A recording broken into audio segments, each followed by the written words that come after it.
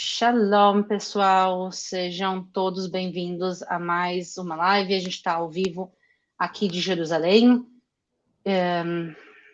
Segundas-feiras não é o nosso dia de postar, mas devido a tudo que está acontecendo, a gente queria explicar para vocês a situação. Infelizmente, nem sempre a mídia fala toda a verdade, ou fala nem às vezes a metade da verdade do que está acontecendo.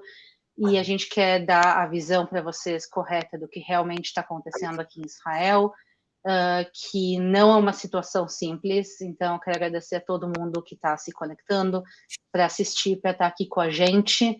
Eu estou com fone de ouvido, estou com um ouvido fora, por acaso toque a sirene. A gente tocou a sirene agora há pouco, aqui há menos de uma hora em Jerusalém. Então, caso toque a sirene, eu peço desculpas, mas eu vou ter que interromper a live caso isso aconteça.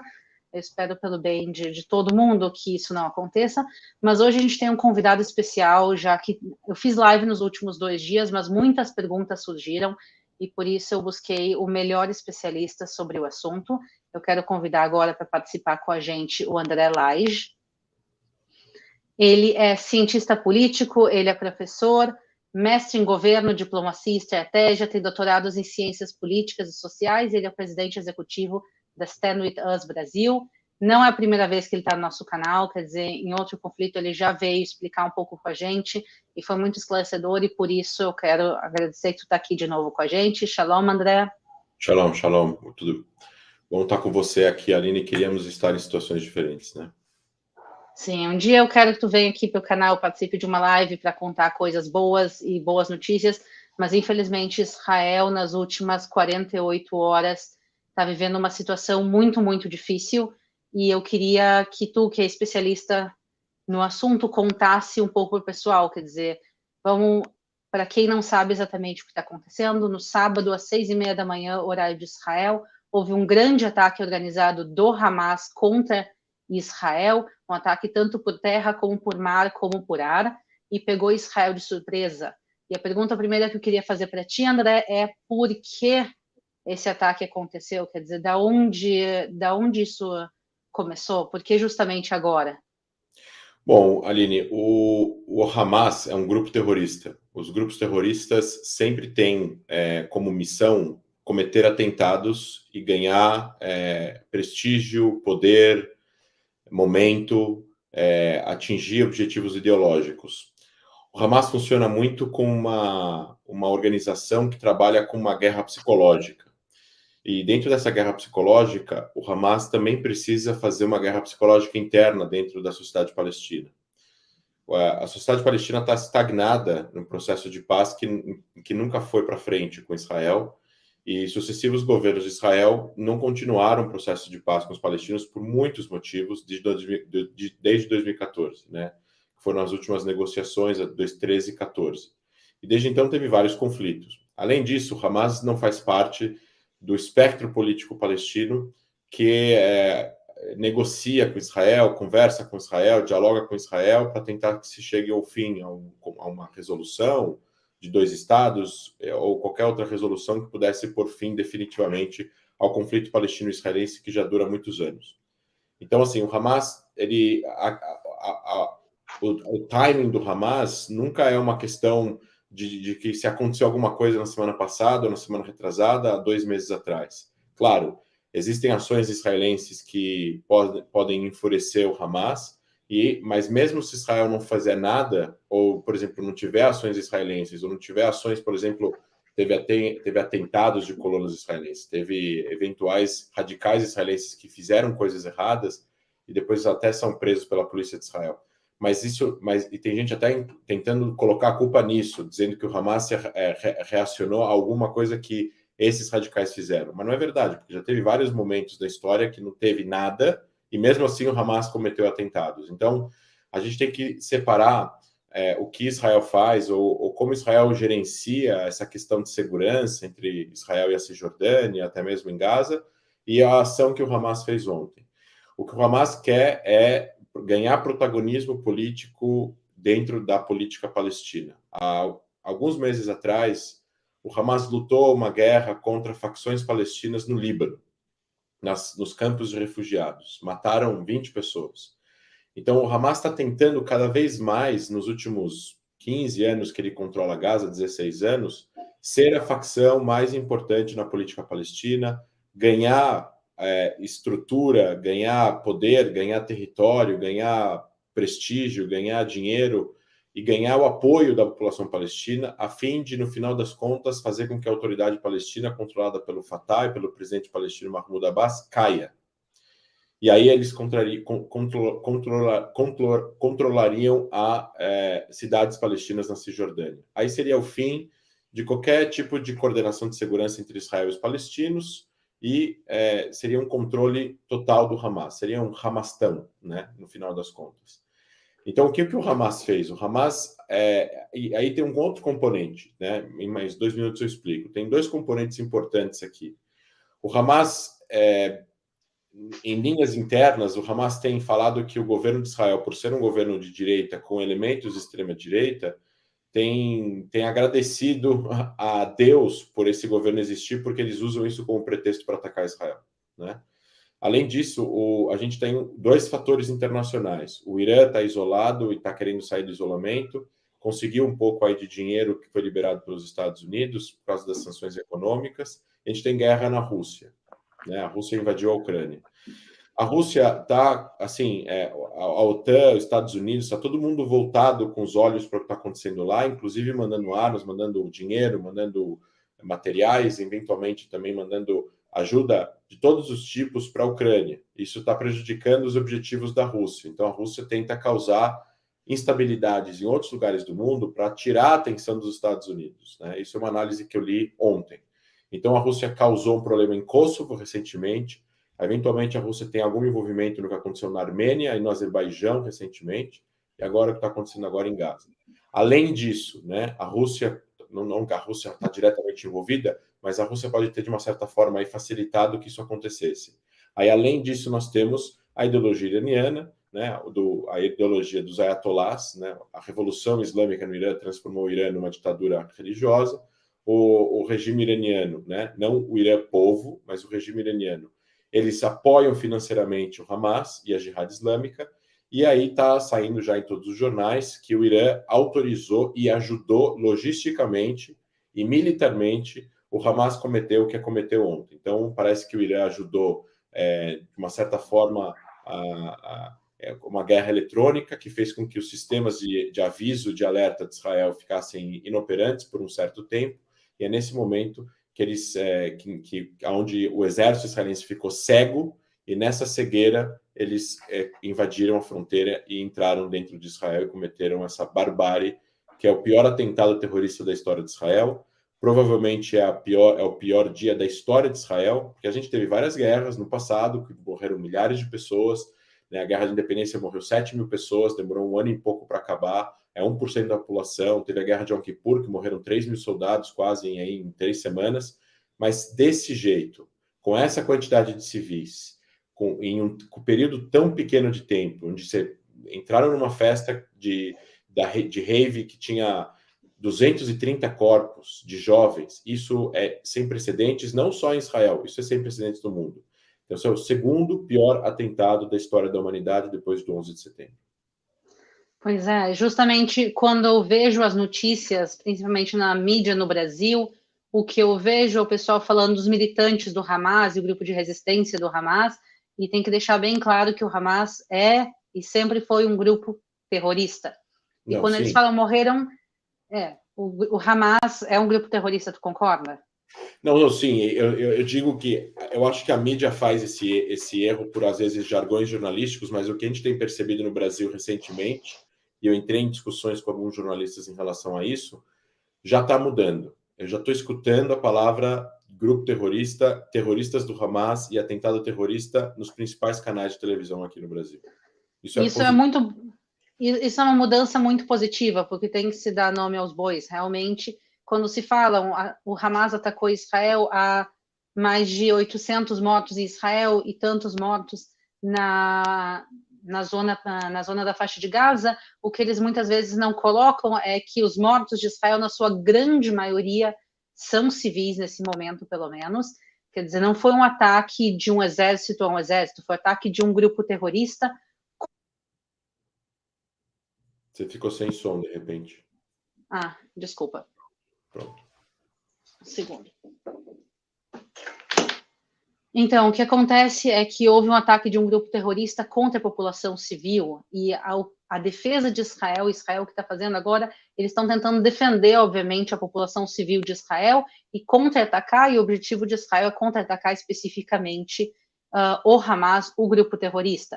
O problema é que o Hamas é um grupo terrorista, eles não são organizados como Estado de Israel ou como exércitos normais, então quando as pessoas falecem em Gaza, é muito difícil de a gente saber à primeira vista quem é civil e quem é terrorista do Hamas, e por isso muitas vezes eu vejo na mídia todo mundo misturando tudo isso. Mas agora a grande pergunta que eu não sei, que aqui em Israel está se discutindo, mas eu queria perguntar qual é a tua opinião. Houve esse ataque, houve centenas de mortos em Israel, e Israel fala que vai dar uma resposta à altura, quer dizer que vai ter uma grande retaliação contra o grupo terrorista Hamas. Como tu acha que isso vai ser feito? Vai ser por ar? Israel vai reconquistar a faixa de Gaza? O que tu acha que vai acontecer a partir de agora? Olha, tem muitas partes em movimento agora para a gente decidir o que Israel vai fazer, porque normalmente Israel não diz que vai fazer, e ele só avisa depois que começou a fazer quais são os objetivos. Eu acho que o que Israel vai fazer vai ser a destruição total da infraestrutura militar do Hamas, por ar, o máximo que conseguir. Eu acho que Israel eventualmente pode entrar por terra. Eu acho que o que está sendo, o que a gente está vendo de movimentação indica isso.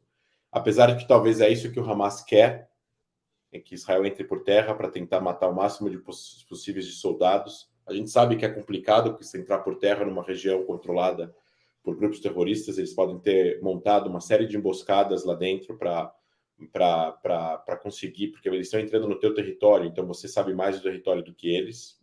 Eles sabem mais do território deles mesmos do que quem está entrando, então isso pode ser perigoso e podem morrer muitos soldados. Ao mesmo tempo, não tem como você conquistar Gaza, conquistar território ou destruir mais infraestrutura sem entrar por terra. É muito difícil lutar uma guerra apenas pelo ar, até porque pelo ar você vê menos, apesar de que você consegue ser mais preciso pelo ar. Então, não dá para saber exatamente quais são os objetivos. Podem ser... o que a mídia israelense está falando agora é de que tudo mudou, porque tudo que aconteceu foi sem precedentes. Então, a resposta de Israel precisa ser sem precedentes. Os objetivos de Israel militares, né, o checklist que Israel monta, precisa ser sem precedentes. Tudo precisa mudar. O que eles estão falando agora de uma resposta inimaginável, do fim do Hamas, de eles vão mudar o Oriente Médio, de que a Gaza vai voltar para a Idade da Pedra, tudo isso faz parte, talvez, das consequências das decisões militares que Israel vai fazer. Só que a gente não sabe o que está passando agora nas reuniões internas lá, e a gente não sabe também a inteligência que Israel tem em relação às coisas que eles sabem e a gente não sabe. E eles sabem muita coisa que a gente não sabe, porque a inteligência israelense funciona com muita informação e essas informações não saem. Então, não dá para saber exatamente o que vai acontecer, a gente não sabe o que está sendo feito em relação paralelamente a isso, a negociação diplomática para tentar soltar parte dos reféns. A gente está falando de mulheres, crianças e pessoas de idade, eventualmente gente que usa remédio, e aí não vai ter esse remédio em Gaza, e a vida da pessoa vai estar em perigo. Então tem uma série de questões humanitárias aqui. E, de novo, a gente está lidando com um ator que não pensa em absolutamente nada que tenha a ver com direitos humanos. Mas, ao mesmo tempo, o Hamas não quer que uma senhora de 90 anos morra de inanição ou de falta da injeção de insulina porque ele não tinha insulina ali, entendeu? Então, eu acho que nesse caso daqui, as pessoas que estão vivas em Gaza como reféns, essas pessoas não vão ser assassinadas pelo Hamas. Mas Israel não tem como atacar Gaza de uma certa forma que possa colocar a vida dessas pessoas em risco, porque Israel talvez não saiba aonde essas pessoas estão, ou pelo menos parte delas onde elas estão. Então, tudo isso fica muito nebuloso, é uma zona cinza que não dá para saber o que vai acontecer. O que eu acho que vai... O que sim a gente sabe isso não vai ser curto. A gente não está falando de alguns dias. A gente está falando de vários dias. A gente não sabe se vai ser um mês, se vai ser 3 semanas, se vai ser 2 semanas, se vai ser mais de um mês. A última guerra em Gaza, em 2014, demorou 51 dias para acabar. Se entrar por terra, a gente está falando de pelo menos 10, 15 dias. Pelo menos 2 semanas. Então, tudo isso vai gerar também muitas mortes do lado palestino, né? Já começou, né? Muitas mortes.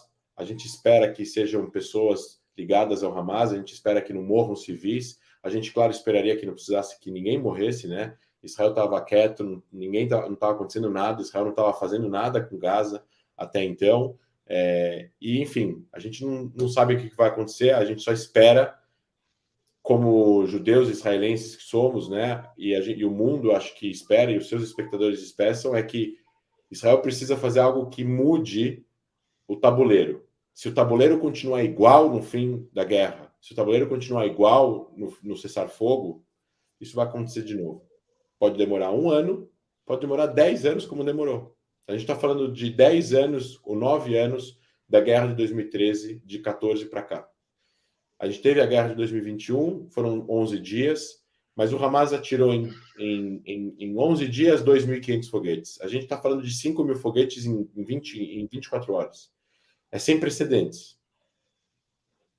Sim, quer dizer, a gente está vendo realmente um ataque que foi sem precedentes, que pegou Israel realmente muito de surpresa, e por isso também, eu imagino que o governo de Israel, obviamente, eles não vão compartilhar tudo o que eles sabem com a gente, também faz sentido que eles não vão compartilhar tudo com a gente, mas a gente sabe que vai ser uma resposta sem precedentes. A pergunta é realmente o que vai acontecer daqui 1 mês, 2 meses, 3 meses, 4 meses, como vai ser, se eles vão conseguir exterminar o Hamas, se não. A gente tem que lembrar, pessoal, que existem 2 territórios palestinos. A gente fala que é a faixa de Gaza, que está sendo controlado pelo Hamas, que é de onde aconteceu esse ataque, e existe outro território de controle palestino, que se chama Autoridade Palestina, que fica dentro da Cisjordânia, que é controlado pelo Fatah, o Mahmoud Abbas, Abu Mazen, que é o presidente.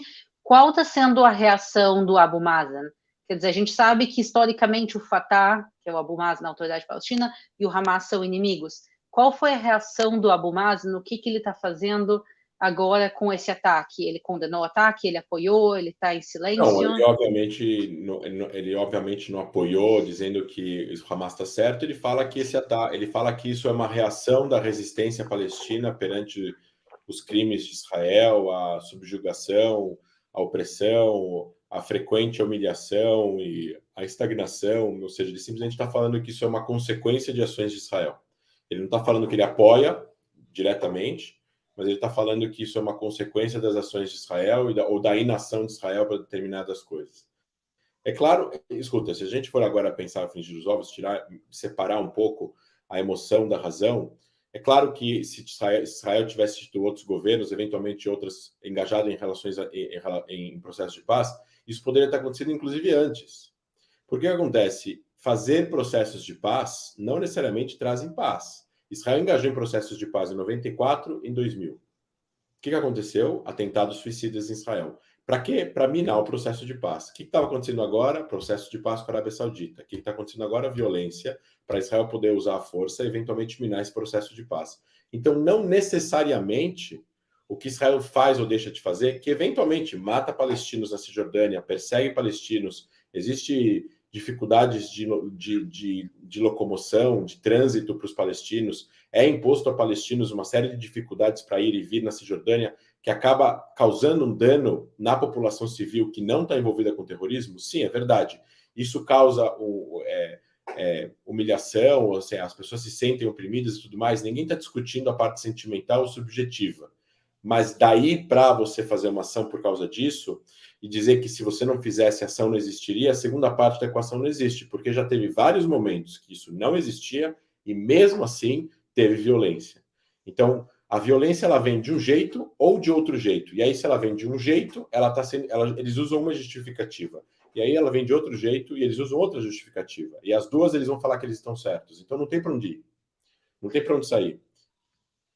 Sim, justamente, quer dizer, eles falam, por causa das ações de Israel, isso aconteceu. Justamente isso aconteceu, qual ação que Israel estava fazendo? Justamente Israel estava num processo de paz. Para quem não sabe, pessoal, Israel nos últimos anos começou a fazer paz com vários países árabes, se chamam os Acordos de Abraão.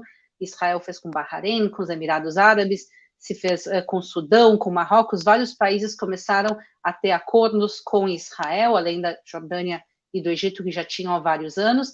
Então, Israel está ampliando as relações diplomáticas, relações de paz com vários países, e agora Israel estava negociando um acordo de paz com a Arábia Saudita, que é, sem dúvida nenhuma, o país mais influente do mundo sunita, que também o Hamas é um grupo sunita. Então, quer dizer, a maioria do mundo muçulmano vê a Arábia Saudita como um centro. Lá fica Meca, lá fica Medina, as cidades sagradas do Islã ficam, as duas cidades mais sagradas do Islã ficam na Arábia Saudita, e o Hamas viu que eles estavam que a causa palestina não estava sendo a prioridade, que a prioridade de Israel era e ainda é fazer acordo de paz com os países. A gente viu coisas que realmente não sem precedentes. Ministros israelenses foram para a Arábia Saudita. Então, coisas realmente muito boas nesse sentido estavam acontecendo. A pergunta que eu queria te fazer, André, tu acha que isso vai realmente impedir o processo de paz com a Arábia Saudita? Vai atrasar? Ou vai acontecer da mesma maneira? Porque, no final das contas, se a gente pensar não agora, para esses meses de conflito, se a gente for pensar a longo prazo, como o Oriente Médio vai se parecer daqui a alguns anos, tu acha que o acordo de paz, ele sim vai conseguir acontecer? Eu acho que sim, porque eu acho que é um caminho natural das coisas. Existem muitos interesses envolvidos dos Estados Unidos e da Arábia Saudita em relação ao que ela vai receber dos Estados Unidos, ou seja, ela não está entrando num acordo de paz e normalizações das relações com Israel, porque os sauditas passaram a amar os judeus e Israel, mas existem interesses envolvidos. Eles respeitam Israel está aí para ficar, ninguém vai destruir Israel, eles querem ter relação diplomática com todo mundo, eles não querem estar isolados, e se eles conseguirem o que eles querem, que é um pacto de militar de segurança com os Estados Unidos, o aumento da quantidade de armas que eles podem comprar, armas mais sofisticadas, desenvolver uma série de tecnologias dentro da Arábia Saudita, isso pode ajudar. E se para os Estados Unidos coloca como condição fazer relações com Israel, é uma negociação onde tem muitos interesses envolvidos. Não é apenas paz porque teve guerra antes, né? Estados Unidos, Israel e a Arábia Saudita não lutaram guerras. A Arábia Saudita ajudou a guerra de Yom Kippur, mandando soldados ou forças ou dinheiro, mas não é a mesma coisa que o Egito ou que a Jordânia ou que o Líbano, onde teve várias guerras e tudo mais. Então, você tem razão. No fim das contas, havia um movimento de paz acontecendo e, de repente, vem um grupo extremista e boicota esse processo de paz. Sim, porque, na verdade, o grande inimigo da Arábia Saudita é o Irã, que também é o grande inimigo de Israel. A gente tem que entender que o Oriente Médio ele é bem, bem complexo. Não é Israel contra os árabes, Israel contra o mundo muçulmano, não. Dentro do mundo muçulmano existem relações muito complexas entre os próprios países. Então, a Arábia Saudita que estava, ou que está, talvez ainda, fazendo negociações de paz com Israel, eles veem um grande inimigo deles, o Irã. Então, quando a gente vê o Irã preparando, por exemplo, uma arma nuclear, que eles estão fazendo, todo mundo sabe disso há anos, eles só não concluíram porque Israel impediu, mas quer dizer, quando o Irã conseguir completar uma bomba nuclear, essa bomba nuclear não vai ameaçar só Israel, ela vai ameaçar a Arábia Saudita e também vários outros países aqui da região. Então, às vezes, essa relação com a Arábia Saudita também vai fortalecer tanto Israel como a Arábia Saudita em defesa do Irã, que o Irã realmente está se fortalecendo agora. A gente vê que eles estão se aproximando dos Estados Unidos, eles têm o apoio da Rússia, a gente está vendo o fortalecimento do Irã, e isso realmente ameaça a paz de todo o Oriente Médio. Pessoal, para quem está chegando na live agora e não conhece, eu quero apresentar para vocês o André Lage. Ele é diretor executivo da Stand With Us Brasil, ele é cientista político. Eu queria, pessoal, André, se tu puder falar para o pessoal das redes sociais, que eu sei que tu está colocando notícias todo o tempo, mantendo todo mundo atualizado, então quem quer se manter atualizado depois da live, como eles podem te acompanhar? Perfeito. Primeiro, assim, Stand With Us Brasil é uma organização de educação, a gente tem um escritório aqui no Brasil, em São Paulo, a gente atua em todo o território nacional, educando as pessoas sobre Israel, então se você é professor universitário, professor de rede pública, escolas de ensino médio, a gente é uma organização de educação, então a gente dá aulas, palestras, seminários a respeito de Israel, política, né, a parte política, nós não fazemos a parte da Israel que a Aline faz, nós fazemos a outra parte, então a gente faz trabalhos bem complementares e a gente se ajuda bastante. Então a Stand With Us, ela tem atuando no Brasil já há 6 anos, dando aulas, palestras, seminários. Se vocês tiverem interesse em ter contato com a Stand With Us, o meu Instagram é @AndréLaiste, André LAJST, tudo junto, no Instagram e também no Facebook, e também no Twitter. E a Stand With Us Brasil, é Stand With Us, tudo minúsculo, né? Stand With Us em inglês, fique conosco, _ Brasil. Aí vocês vão achar também as páginas da Stand With Us. Quem está assistindo a live pelo YouTube, pessoal, aqui na descrição também do vídeo tem todos os links, tanto para minhas redes sociais, como para as do André, como da Stand With Us Brasil. Então, quem quiser se manter atualizado, como o André falou, o meu assunto, normalmente, eu não gosto de falar de conflito, eu não gosto de falar de política. O meu assunto é turismo, arqueologia, história, a maravilha que Israel é no dia a dia, mas realmente a gente está vivendo dias sem precedentes, se pode dizer. Sem dúvida nenhuma, dos anos que eu estou aqui, a última guerra realmente que houve em Israel foi em 2006, que foi a Guerra do Líbano. Houveram operações em Gaza nesses anos, mas realmente o que a gente está vivendo dessa vez é uma coisa sem precedentes, e por isso a gente está aqui entrando para comentar com vocês. E a gente está falando todo o tempo do conflito entre o Hamas e Israel, quer dizer, um grupo terrorista atacando Israel. Israel agora está revidando. A gente tem problemas de pessoas que foram sequestradas e estão em Gaza, tem muitas pessoas desaparecidas, mas uma coisa que se fala pouco, que eu queria que tu comentasse, André, é em relação ao Líbano, ao Hezbollah. Quer dizer, a gente não está em um fronte no momento, a gente está com o segundo fronte, que se tem medo que comecem ataques, que são ataques vindos desde o Líbano. Quer contar para o pessoal um pouco o que é o Hezbollah e o que eles fizeram nessas últimas 48 horas? Perfeito. O Hezbollah é o... Bom, só para explicar também o acrônimo, né? Pessoal, Hamas, em árabe, é uma sigla. A sigla de 4 palavras. Harakat Al-Muqawa Al-Islamiyya, que significa Movimento de Resistência Islâmica. 3 palavras. E Hezbollah, em árabe, significa Partido de Deus, né? Então, o Hezbollah é um grupo libanês, que esses 2 grupos, inclusive, é interessante colocar, são grupos terroristas híbridos. Então, eles têm um braço político, um braço social, um braço militar, um braço religioso e um braço internacional. Então, eles atuam em várias frentes. Eles têm como diplomatas deles mesmos que estão ao redor do mundo tentando arrecadar dinheiro, traficando armas e drogas para arrecadar dinheiro e fazendo atividades ilícitas, que esse é o internacional. Eles têm a parte militar, que é a força, o exército, ou seja, no caso, as forças paramilitares, guerrilha mesmo, pessoas armadas, treinamento, bases, blindados, foguetes e tudo mais. Tem a parte religiosa, então operam mesquitas, toda a questão que tem a ver com religião.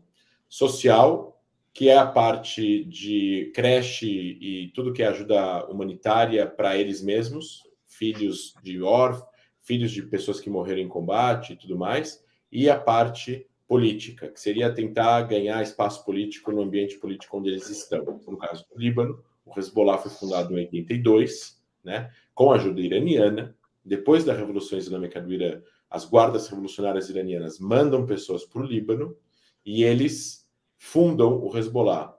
Tem uma série muito interessante que eu não sei se está agora no HBO, não sei qual dos canais estão de streaming, que chama Fantasmas de Beirute. É uma série de 5 capítulos, conta a história do Imad Mournieh, que foi um dos principais comandantes militares do Hezbollah, foi morto em 2010, na Síria. Ele conta a história do surgimento do Hezbollah, mas se foca no personagem do Imad, né? Como Israel e a CIA matam o Imad Mournieh numa operação secreta. Então, assim, o Hezbollah é um grupo terrorista híbrido, assim como o Hamas. Ele é muito maior do que o Hamas, muito mais forte, mais organizado, mais poderoso, mais rico, e ele está dentro de um país soberano que é o Líbano. Então lá tem aeroporto, tem portos, Israel não tem como controlar nada do que entra e sai no Líbano. Em Gaza tem um pouco de controle. Então o Hamas ele tem muito menos envergadura, ele tem menos território, o Gaza é muito menor e tem uma série de diferenças. No fim das contas, eles operam de forma parecida. Guerra de guerrilha, sequestro, sabotagem, atentado terrorista e foguetes que são jogados nas populações civis de Israel. E o Hezbollah, obviamente, ele ameaçou e tal, mas ele ontem atirou 2 morteiros, Aline, nas fazendas de Sheba, em Ardov. Só que essa é uma região que é disputada, na verdade, é uma região que pertence ao Golan, que foi conquistado por Israel da Síria. Então, as fazendas de Sheba é um pedaço do Golan. O Golan tem 1.600 km², as fazendas têm 10 km². É um pequeno território.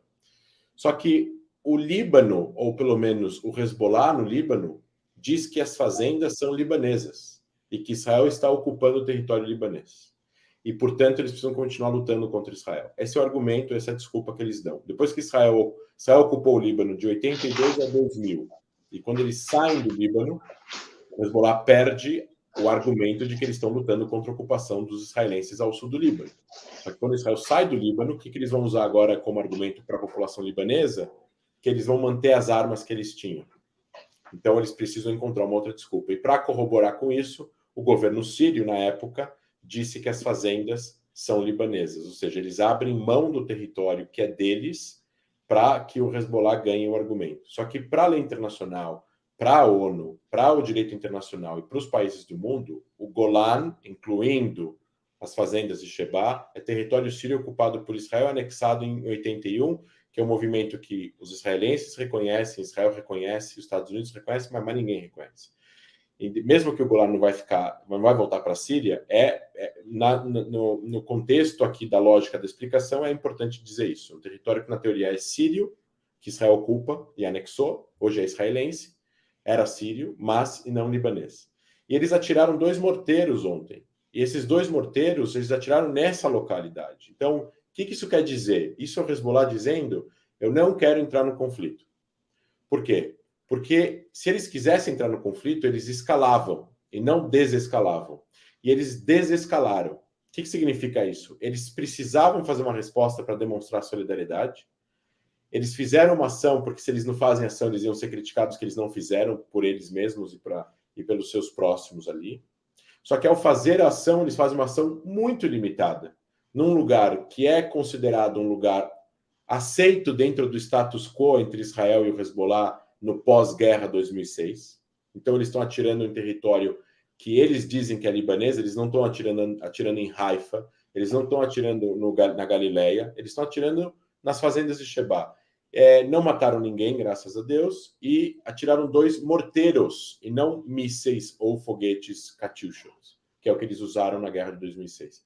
Então, a arma usada ela é bem menos letal, tem menos alcance, e tudo isso, dentro de uma lógica de relações internacionais, significa que eles não querem aumentar as tensões. Então, o que houve hoje foi uma invasão de 3 pessoas que foram mortas do Líbano, e essas pessoas provavelmente pertencem a grupos ligados ao Hamas ou a grupos palestinos armados no sul do Líbano, que também tem alguns grupos armados no sul do Líbano, e provavelmente esses grupos querem participar do que está acontecendo na faixa de Gaza. Sim, então a gente vê, na realidade, que o Hezbollah, eles são um grupo terrorista que também quer a destruição de Israel, mas eles, no momento, não têm interesse de entrar nesse conflito. Então, a gente viu justamente hoje que houveram tentativas de infiltração, tem inclusive um relato de talvez de um dos terroristas que cruzou, conseguiu voltar para o Líbano, quer dizer, ele não conseguiu se infiltrar em Israel, mas isso também é para aumentar a tensão de Israel. Porque uma coisa, pessoal, deixa eu deixar bem claro para todo mundo, em guerra não tem vencedores, mas no que se pode falar de uma vitória, Israel vai ter a vitória nesse conflito. Isso é óbvio para todo mundo. Existem vitórias, assim, a guerra, na verdade, Clausewitz, o filósofo, falava que guerra é a política através de outros meios. É a relação dos países através de outros meios. E vitória na guerra significa você sair da guerra numa posição política melhor do que o que você entrou. Não pior e não igual. Aí você tem ganhos militares. Você pode perder, ou você pode ter uma não vitória, e você pode, inclusive, ter uma derrota política, mas você pode ter ganhos militares. Então, Israel venceu a guerra de Yom Kippur, em 73. Eles tiveram uma vitória militar gritante, com um custo de 3 mil soldados. Politicamente, Israel saiu igual, até meio que forçado a negociar para uma retirada depois de onde eles tinham conquistado, porque eles atravessaram o canal de Suez e ficaram perto do Cairo. Só que a vitória militar de Israel fez com que Israel entrasse nessas negociações numa posição de força, que é o que precisa acontecer aqui dessa vez. Israel não pode fazer um cessar-fogo sem uma vitória militar, e essa vitória militar precisa ser usada para poder barganhar uma posição muito mais positiva e de força para negociar. Eu, particularmente, gostaria de ver o fim do Hamas, porque o fim do Hamas significaria uma nova era para a região, onde uma nova coisa pudesse ser construída, uma outra coisa. Se o Hamas ainda continuar existindo em Gaza, depois do fim dessa guerra, que pode demorar algum tempo, a gente pode ver exatamente a mesma coisa daqui a 5 anos, 10 anos, 15 anos.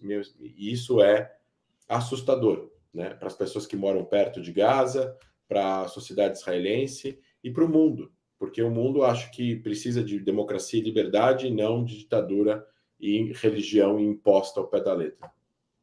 Sim, claro. Quer dizer, a gente tem que lembrar, pessoal, que o Hamas ele não só ameaça Israel, como o Hamas é um empecilho na criação do Estado palestino, porque enquanto o Hamas controlar a faixa de Gaza, não é possível se fazer negociações de paz. E sem negociações de paz, não se vai poder criar um Estado palestino. Então, para todos aqueles que querem apoiar a causa palestina, tem que estar muito claro que apoiar a causa palestina e apoiar o Hamas são duas coisas opostas. Se tu quer ver a independência de um Estado palestino, a gente tem que desejar o fim do Hamas e que a Palestina, a faixa de Gaza, seja controlada por um governo palestino legítimo, quem sabe um governo democrático. Aí já é um pouco difícil de saber, mas pelo menos um governo... É um segundo estágio, né? É um terceiro, quarto estágio. Primeiro que deveria existir um governo em Gaza que dialogasse com Israel para melhorar a vida das pessoas em Gaza, porque existem pessoas vivendo ali. E agora essas pessoas estão sendo... não deve estar agradável estar em Gaza agora. Não, com certeza não. E justamente quem desencadeou tudo isso foi o Hamas, porque até o início do conflito, pessoas de Gaza podiam entrar para Israel para trabalhar, as pessoas de Gaza podiam sair a pescar, quer dizer, tem a faixa de Gaza, e também, pessoal, quando se fala que Israel fecha a faixa de Gaza e limita a faixa de Gaza, tem que lembrar que a faixa de Gaza não tem só fronteira com Israel, a faixa de Gaza tem fronteira também com o Egito. Tem uma saída para o mar Mediterrâneo, mas que ela tem parcialmente o controle de Israel. Mas a gente tem que lembrar que também a faixa de Gaza tem outra fronteira, que é o Egito, mas também o Egito vê o Hamas, o terrorismo do Hamas, como uma ameaça. Então, outra vez, quando a gente fala de ameaças no Oriente Médio, as coisas são complexas, mas também o governo do Egito tem medo do Hamas, ou vê o Hamas como inimigo, e por isso também a fronteira para o Egito normalmente ela não está aberta. Para Israel, obviamente, de Israel para a faixa de Gaza, em períodos não de conflito, a fronteira passa muita gente para lá, passa também ajuda humanitária, muitas coisas entram em Gaza, toneladas e toneladas de coisas entram em Gaza todos os dias, também tem gente que passa de Gaza para Israel para trabalhar, obviamente agora, porque o Hamas começou esse ataque, tudo isso realmente foi interrompido, e houveram conflitos no passado, pessoal, que Israel estava em ameaça existencial. Quando Israel lutou a Guerra dos 6 Dias, quando Israel lutou a guerra de independência, havia dúvida em Israel, entre os próprios judeus, entre a liderança do governo, Israel vai vencer a guerra ou não? Perder a guerra quer dizer perder o Estado de Israel, que Israel vai desaparecer do mapa. Israel não pode perder a guerra. Exatamente, e houveram guerras, houveram conflitos que Israel estava em ameaça existencial. Ninguém sabia se no final da guerra de independência a gente teria Israel, onde teria um segundo holocausto de todos os judeus aqui massacrados. Então, graças a Deus, Israel venceu todas as guerras até os dias de hoje, mas isso nem sempre foi óbvio. O que é diferente desse conflito? Por mais que Israel foi pego de surpresa, e realmente eu vou te perguntar aqui um pouquinho sobre isso, mas Israel foi pego de surpresa, mas no final das contas a gente sabe que Israel sim vai sair vitorioso outra vez. Não há vitoriosos em guerra, mas na medida do possível Israel vai conseguir os seus objetivos de proteger a população israelense e causar um dano no Hamas. A pergunta é quão grande vai ser esse dano, é a pergunta, se Israel vai completamente conseguir aniquilar o Hamas, ou se vai causar um dano pequeno e daqui 2 anos a gente vai estar na mesma situação de novo. A pergunta é como Israel foi pego de surpresa, na realidade, essa é a grande dúvida. Onde aconteceu o erro, por que isso aconteceu, e se foi erro do Shin Bet, do Mossad, do governo de Israel, quem errou e como foi esse erro? Essa é a última pergunta para ti.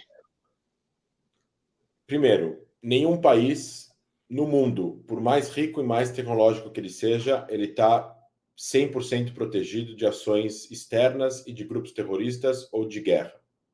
Ninguém, nenhum país. A gente viu o 11 de setembro, a gente viu atentados em Madrid, a gente viu atentados em Paris, a gente viu atentados em Londres. Não existe como você estar 100% seguro o tempo todo. Então, você tem níveis de segurança, você tem uma dificuldade muito grande. É que nem a gente falar agora assim, aeroportos são seguros? São seguros.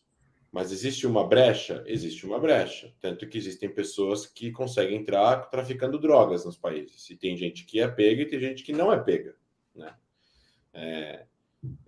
Então, assim, não existe 100%. Então, Israel tem um dos melhores sistemas de inteligência do mundo. As fronteiras são uma cerca gigante, além de uma zona tampão. Essa zona tampão foi cortada, depois a cerca foi cortada. Parece que o que está chegando de informações é que o Irã lançou uma guerra eletrônica, um ataque cibernético, que Israel não identificou. E esse ataque cibernético causou um dano em todo o sistema eletrônico de Israel, desligando uma série de aparatos.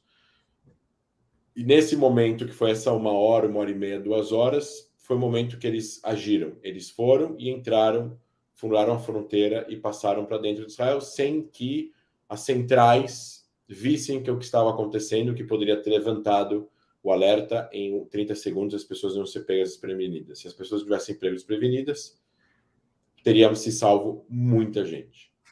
Então, se o Irã fez isso, o Irã tem mão aqui. E se o Irã tem mão aqui, com certeza absoluta, eles vão escutar a voz de Israel muito, muito em breve, né? Essas pessoas que tomaram essas decisões. Então, e pode ter tido falhas, né? Existiu aqui, está tendo agora algumas notícias dizendo que o Egito avisou Israel a semana passada que alguma coisa grande estava para acontecer em Gaza.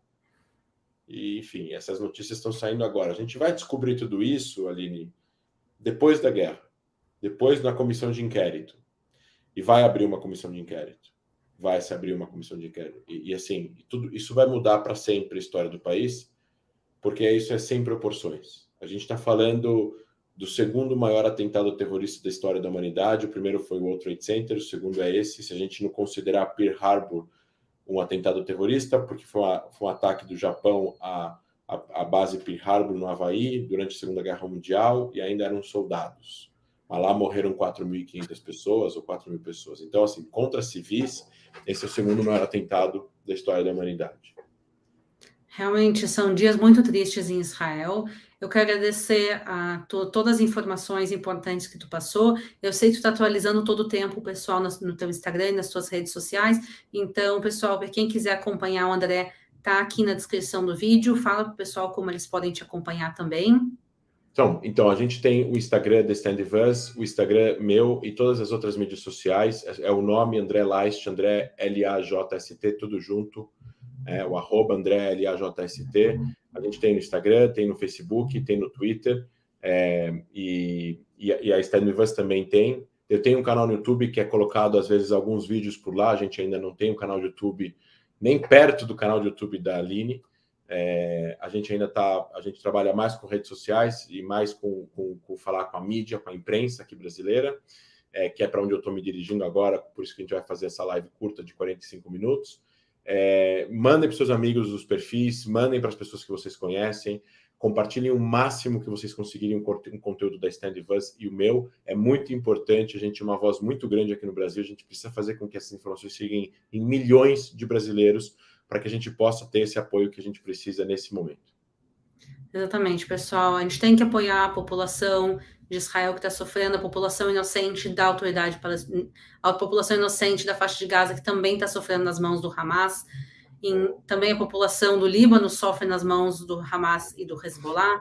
Então, pessoal, vamos desejar a paz em Israel, a paz para os palestinos, que essa paz chegue logo.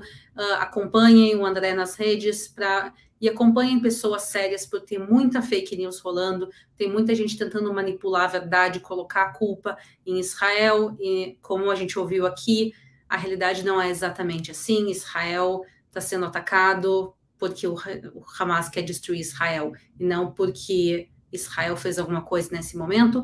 Então, André, eu vou te deixar aí, eu sei que tu é muito ocupado, eu agradeço a todo mundo que assistiu a live, e a gente se vê na próxima, não sei exatamente quando será, mas nos vemos na próxima. Tchau, Aline, obrigado.